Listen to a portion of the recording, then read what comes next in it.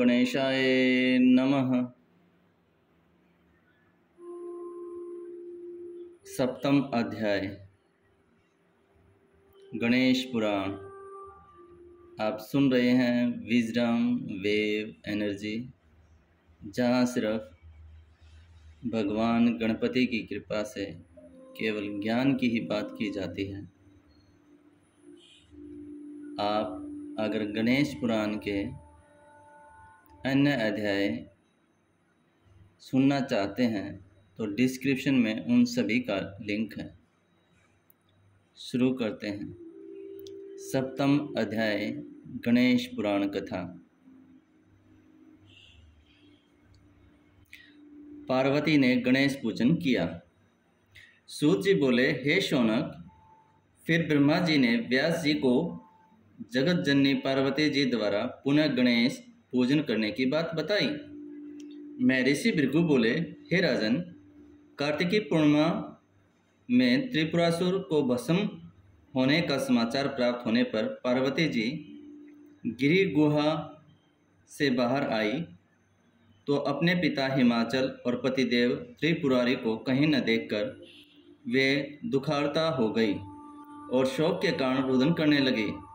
उनका रुदन एक भील ने सुना तो उसने हिमाचल के पास जाकर उनके रोने की बात सुनाई। इससे चिंतित हुए पर्वतराज अपनी पुत्री गिरिजा के पास पहुँचे और पुत्री को धैर्य बनाने लगे। उस संत्रस्त गिरिराज नंदिनी ने कहा, हे पिताजी, न जाने भगवान शंकर कहाँ हैं। त्रिपुरासुर से युद्ध करने लगे थे और सुनते हैं कि वह असुर मारा गया, किंतु वे अभी तक लौट कर नहीं आए। अब उनके सकुशल घर लौटने का क्या उपाय है। ब्रह्मा जी बोले, हे व्यास, हिमालय ने कुछ देर विचार किया और फिर कहने लगे, हे बेटी, भगवान गणेश का पूजन करो।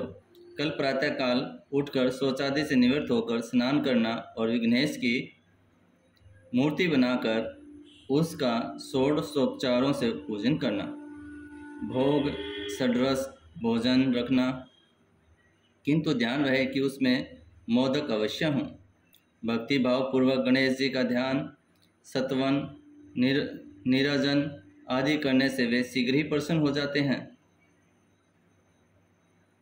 भक्ति भाव पूर्वक गणेश जी का ध्यान, सत्वन, निरजन आदि करने से वे शीघ्र ही प्रसन्न हो जाते हैं। जब तक शिवजी न लौटे तब तक गणेश जी के एकाक्षरी गण मंत्र का जप करते रहें। वैसे इसके 1 लाख जप से अनुष्ठान पूर्ण हो जाता है। सामान्य स्थिति में श्रावण चतुर्थी से भाद्र शुक्ल चतुर्थी तक 1 मास पर्यंत गणपति पूजन एवं अनुष्ठान करें। पूजन के लिए एक मूर्ति से 108 मूर्ति तक ले सकती हैं। अनुष्ठान पूर्ण होने पर उद्यापन किया जाता है। उस दिन जप कर दशांश हवन का दशांश तर्पण और तर्पण का दशांश ब्राह्मण भोजन कराना चाहिए। फिर उन्हें दक्षिणादि देकर मूर्ति का किसी पवित्र नदी या सरोवर में विसर्जन करना चाहिए। विशेष स्थिति में यह जप पूजन अनुष्ठान आदि कभी भी आरंभ किया जा सकता है। ओम गणेशाय नमः। राजा कदर्प का दृष्टांत कथन। हे पार्वती, कल शुभ दिन है, तुम कल से उनका पूजन और जप प्रारंभ कर दो। देखो, उसी अनुष्ठान के प्रभाव से पूर्व काल में एक सामान्य मनुष्य को अगले जन्म में राजा के घर जन्म मिला। वह राजा समस्त पृथ्वी का अधीश्वर, राजाओं का स्वामी और अत्यंत वैभवशाली हुआ। उसका नाम कंदर्प था। एक बार वह राजा महर्षि भृगु के आश्रम में गया। वहाँ महर्षि ने उसे अनेक इतिहास कथाएं सुनाई। तभी प्रसंगवश राजा ने अपने वैभव संपन्न होने का कारण पूछा तो महर्षि ने ध्यान करके बताया, हे राजन, पूर्व जन्म में तुमने गणेश्वर के एकाक्षरी मंत्र का अनुष्ठान किया था, जिससे प्रसन्न होकर गणपति ने तुम्हें राजराजेश्वर होने का वरदान दिया था। तुम उस जन्म के एक दरिद्र क्षत्रिय के घर में उत्पन्न होने के कारण जीवन भर दुख भोगते रहे। तब एक दिन आत्मघात को तत्पर हुए। तुम वन में भटक रहे थे, तभी शोभरी ऋषि से तुम्हारी भेंट हुई और तुमने उनसे संकट निवारण का उपाय पूछा। उन दयालु ऋषि ने तुम्हें गणपति के एकाक्षरी मंत्र का उपदेश किया। तब तुमने उस अनुष्ठान को अत्यंत श्रद्धा भक्तिपूर्वक किया, जिसके फलस्वरूप उस जन्म में तुम्हारी शेष आयु सुखपूर्वक व्यतीत हुई और उसी के प्रभाव से इस जन्म में सम्राट हुए।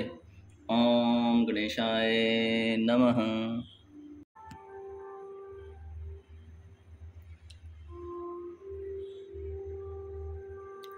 राजा नल का दृष्टांत कथन। हिमालय ने कहा, हे उमे, निषिद्ध देश के राजा नल ने भी उन्हीं विघ्नेश्वर का पूजन करके अभीष्ट फल प्राप्त किया था।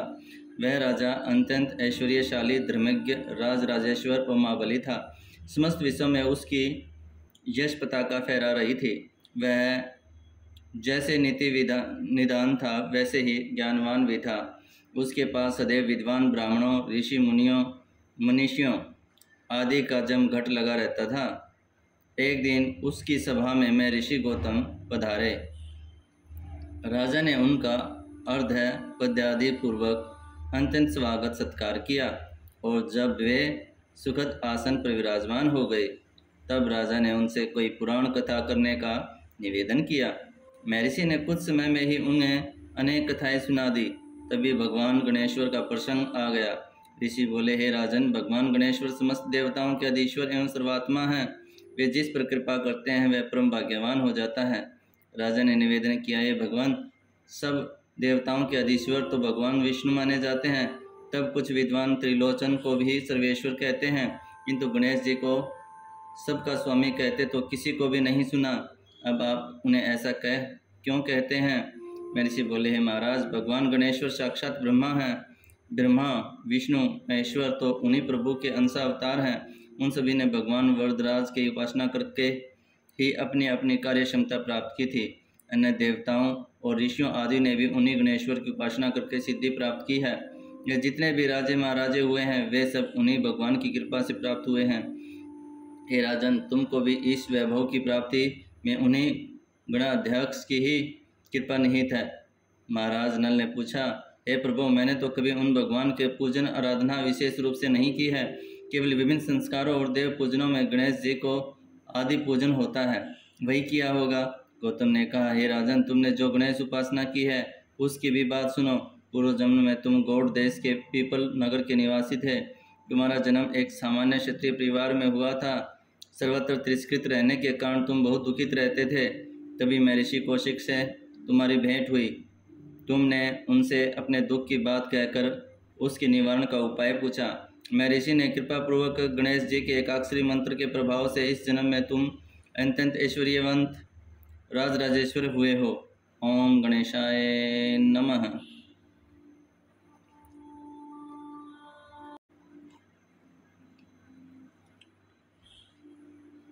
राजा चित्रांगद का दृष्टांत कथन। हिमालय ने कहा कि हे पुत्री, राजा चित्रांगद की साध्वी रानी को भी अपने पति का विरह दुख प्राप्त हुआ था, जिसका निवारण भगवान गणेश्वर के पूजन से ही हुआ था। इसका इतिहास यह है कि राजा चित्रांगन मालव देश का राजा था। वह अत्यंत शक्तिशाली और विद्वान था। उसकी सुंदर भार्या का नाम इंदुमती था। वह राजा एक दिन शिकार खेलने गया था। भीषण अरण्य में एक राक्षसी से उसका सामना हो गया। वह राक्षसी राजा पर आसक्त हो गई। उसने राजा से प्रेरणा निवेदन किया, किंतु राजा ने उसकी बात नहीं मानी। इससे क्रुद्ध हुई राक्षसी राजा को खाने के लिए दौड़ी। यह देखकर राजा वहां से भागकर एक सरोवर में जा छिपा, किंतु वहीं कुछ नाग कन्याएं स्नानार्थ आई और राजा को देखकर उस पर लुब्ध हो गई और वे उसे बलपूर्वक अपने साथ पाताल लोक में लिवा ले गई और उससे प्रेरणा निवेदन करने लगी। हे पार्वती, राजा ने उनका प्रस्ताव अस्वीकार कर दिया। इससे वे नाग कन्याएं भी रुष्ट हो गई और उन्होंने राजा को बंधन में डाल दिया। उधर रानी इंदुमती पति के न लौटने पर बड़ी चिंतित हुई। उसने राजा के वियोग में अच्छा भोजन एवं आभूषण आदि का भी त्याग कर दिया और दिन रात रोती रहती। एक दिन भ्रमण करते हुए नारद जी वहाँ पहुँचे। उन्होंने रानी की अधिक व्याकुलता देखी तो दयापूर्वक बोले, हे महारानी, इसी विपत्ति से छुटकारा पाने का उपाय तुम्हें बताता हूँ, सुनो। भगवान विघ्न नाशक समस्त संकटों को दूर करने में समर्थ हैं। तुम उनका पूजन करके 1 मास तक उनके एकाक्षरी मंत्र का जप करो। इस अनुष्ठान से तुम्हारी कामना अवश्य पूर्ण हो जाएगी।